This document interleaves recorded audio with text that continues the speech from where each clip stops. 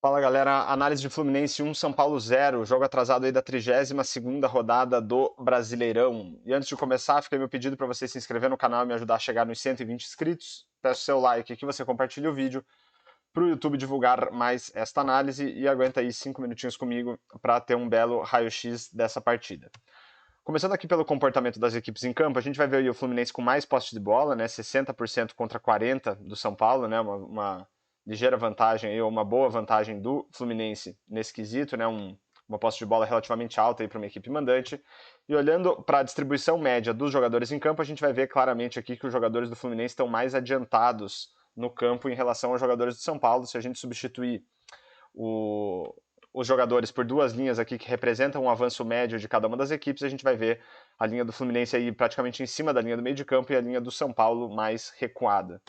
Olhando para a concentração de jogadas no campo, a gente vai ver que o Fluminense dominou o meio de campo, né, com 24% do total de jogadas da partida, contra 17% do São Paulo, e também conseguiu construir mais no campo de ataque, 18% do total de jogadas da partida foram do Fluminense no seu campo ofensivo e apenas 7% do São Paulo.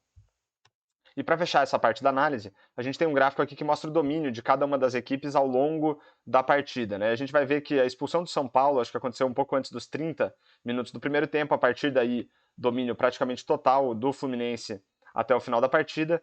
E antes disso, o São Paulo conseguiu ter um trecho aqui com algum domínio do jogo. O domínio total da equipe mandante vale 100 e da equipe visitante vale menos 100. E se a gente tirar uma média de todas as barras aqui desse gráfico, a gente vai chegar no número 13, que mostra aí um bom domínio do Fluminense na média da partida.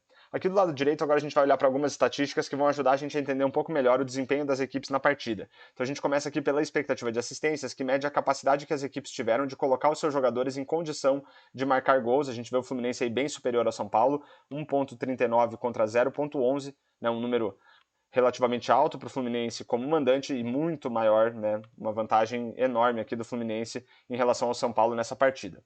Olhando para finalizações e expectativa de gols, a gente vai ver que o Fluminense teve 24 finalizações no jogo, né, um número bem alto, que geraram, né, uma expectativa de gols de 1,17. Né? A expectativa de gols é uma estatística que ajuda a gente a estimar o número de gols que uma equipe deveria ter marcado com base na qualidade das oportunidades criadas. Então, apesar do número bem alto de finalizações, o Fluminense teve um número aí relativamente baixo de expectativa de gols. Pelo lado do São Paulo também um número muito baixo de finalizações, foram apenas 4, que geraram aí uma expectativa de gols também muito baixa, de apenas 0,1, Fluminense aí bem superior ao São Paulo também nessas duas estatísticas. Mas só olhar para a quantidade de finalizações não diz muito para a gente sobre a qualidade das finalizações, então para isso a gente olha para a expectativa de gols pós-chute, que vai, né, ajudar a gente a estimar o número de gols que uma equipe deveria ter marcado, considerando também a qualidade das finalizações.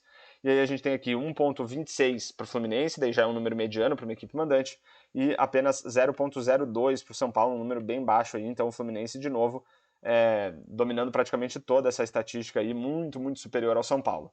Se a gente olhar para a diferença entre a expectativa de gols pós-chute e a expectativa de gols, a gente vai ter uma ideia do desempenho das equipes nas finalizações e a gente vai ver um desempenho neutro das duas equipes, né? Essas diferenças aqui praticamente zero, que mostra aí um desempenho neutro nas finalizações. Desculpa. E se a gente olhar para a diferença entre a expectativa de gols pós-chute e o número de gols marcados, a gente vai ter uma ideia do desempenho dos goleiros. Oh, meu Deus. A gente vai ter uma ideia do desempenho dos goleiros na partida.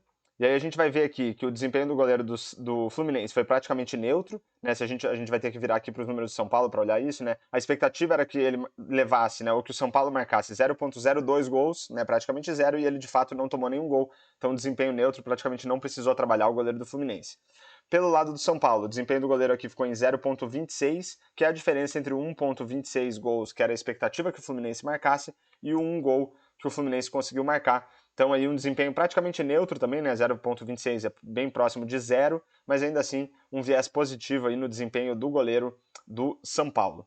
E para fechar nossa análise, se a gente olhar aqui para todas as estatísticas, desde expectativa de assistências até número de gols marcados, a gente vai ter uma ideia do desempenho das equipes na partida.